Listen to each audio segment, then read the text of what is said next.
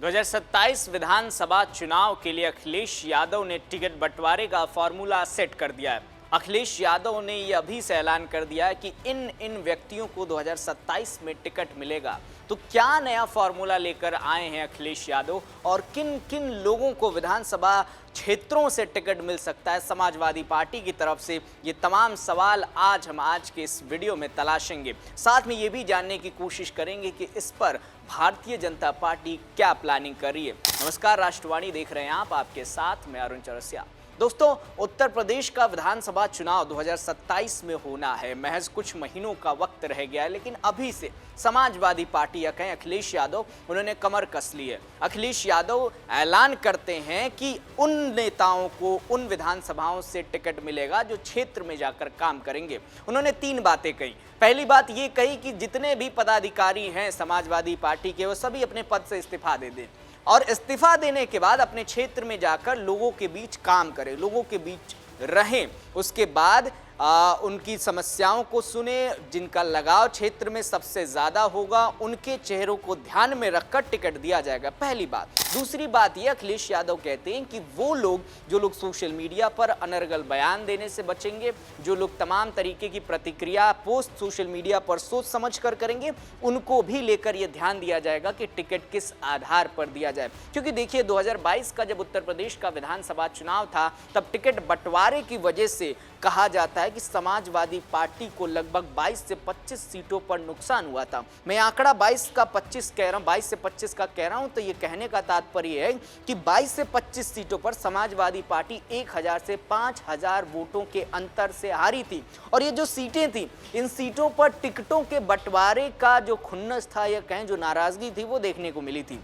इसके अलावा अखिलेश यादव ने एक और बात कही है कि जो नेता क्षेत्र में जाकर लोगों के बीच रहेंगे, जिनको क्षेत्र में लोग सबसे ज़्यादा पसंद करेंगे, जिनकी लोकप्रियता के कार्ड जो रिपोर्ट कार्ड होगा जो हमारे पास आएगा, उसके आधार पर हम टिकट देने के बारे में सोचेंगे। इसके अलावा अखिलेश यादव एक और बात कहते हैं कि आप जब विधानसभा चुनाव आए तो इस बात पर फोकस न करें कि किसे टिकट मिला, किसे टिकट नहीं मिला। आप इस बात पर फोकस करें कि उस क्षेत्र में समाजवादी पार्टी का प्रभाव कैसा है। क्योंकि देखिए दोस्तों, 2022 का विधानसभा चुनाव बार बार याद आता है। जब 2022 का विधानसभा चुनाव करीब आ रहा था, हर एक सीट पर लगभग 2 से 3 बार उम्मीदवार बदले जा रहे थे। उम्मीदवार इसलिए बदले जा रहे थे कि पहले अखिलेश यादव जिन नामों पर मुहर लगा चुके होते थे, उसके बाद वहां पर कुछ अनबन की खबरें आती थी। उन्हीं के गुट से, समाजवादी पार्टी के गुट से कुछ नेता उनका विरोध करने लगते थे। इसके बाद जो है उन नामों का एक कहें कि पूरे तरीके से पलट दिया जाता था। एक नया नाम उसके बाद सामने आ जाता था।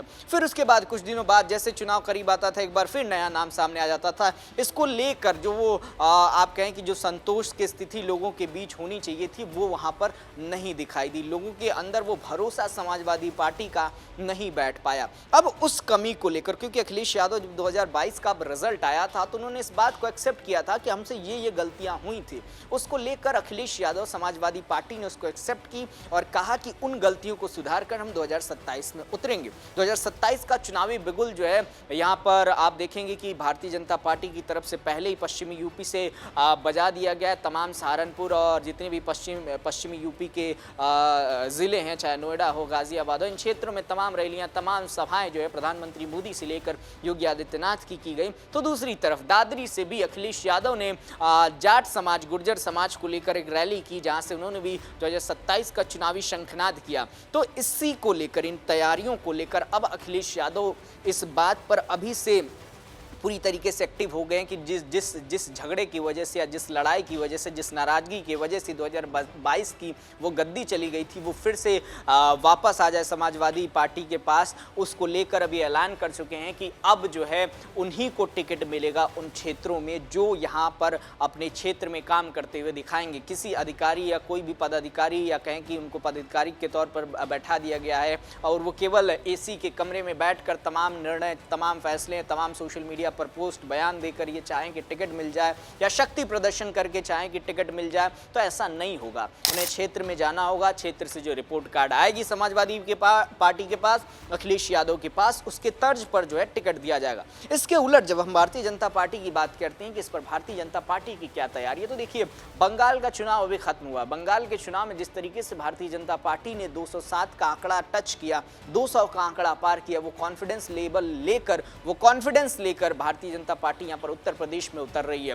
वो हिंदुत्व वाली राजनीति, आप चाहे महाराष्ट्र में चले जाइए, राजस्थान में चले जाइए, मध्य प्रदेश में चले जाइए और पश्चिम बंगाल में चले जाइए, इन राज्यों में या फिर असम में चले जाइए, इन राज्यों में जिस हिंदुत्व वाली राजनीति के साथ भारतीय जनता पार्टी आई है सरकार में, उसी एजेंडे के साथ या उसी फॉर्मूले के साथ यहाँ पर एक बार फिर भारतीय जनता पार्टी उत्तर प्रदेश में उतरने की तैयारी कर रही है। दूसरी बात, अगर भारतीय जनता पार्टी की तैयारी की बात करें तो भारतीय जनता पार्टी ने अभी से तमाम प्रदेश अध्यक्षों, तमाम जिला अध्यक्षों और तमाम जितने भी पार्षद, विधायक, सांसद, प्रधान तक को इस तरीके के संदेश देने शुरू हो चुके हैं कि आपको अपने क्षेत्रों में पूर्ण तरीके से काम करना है, सरकार के एक-एक कामों को, एक-एक योजनाओं को जन जन तक पहुंचाना है। दूसरी तरफ भारतीय जनता पार्टी के सांसद जगदम्बिका पाल का इस पर स्टेटमेंट आता है, प्रतिक्रिया आती है।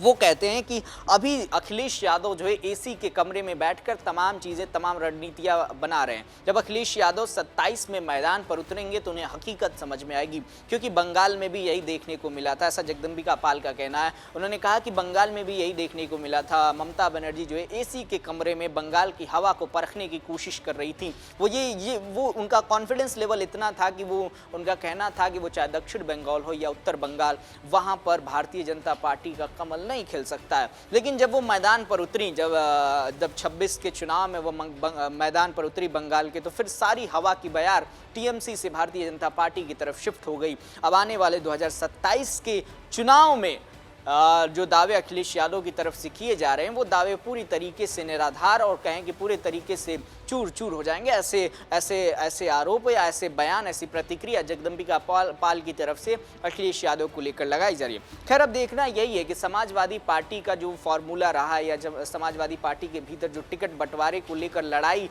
होती रही है, उस लड़ाई पर इस बार पूर्ण विराम कैसे लगता है, क्योंकि समाजवादी पार्टी के 2022 में हार का सबसे बड़ा कारण यही था, टिकट बंटवारे को लेकर लड़ाई। और उस लड़ाई को लेकर अभी से अखिलेश यादव ने पूर्ण विराम लगाना शुरू कर दिया है। अभी से अखिलेश यादव ने इसको लेकर तैयारियां करनी शुरू कर चुके हैं, तमाम रिपोर्ट्स मंगाने शुरू हो चुके हैं हर एक जिले से, हर एक विधानसभा क्षेत्रों से, कि किसको कब और कैसे उम्मीदवार के तौर पर उस क्षेत्र से उतारा जाएगा। वैसे आपको क्या लगता है, आप जिस भी क्षेत्र से हैं, आपके क्षेत्र से किस उम्मीदवार को समाजवादी पार्टी की तरफ से या भारतीय जनता पार्टी की तरफ से टिकट दिया जाना चाहिए? अपना जवाब नीचे कमेंट सेक्शन में लिखकर जरूर बताइएगा। ऐसी तमाम पॉलिटिकल खबरों के लिए देखते रहिए राष्ट्रवादी। नमस्कार।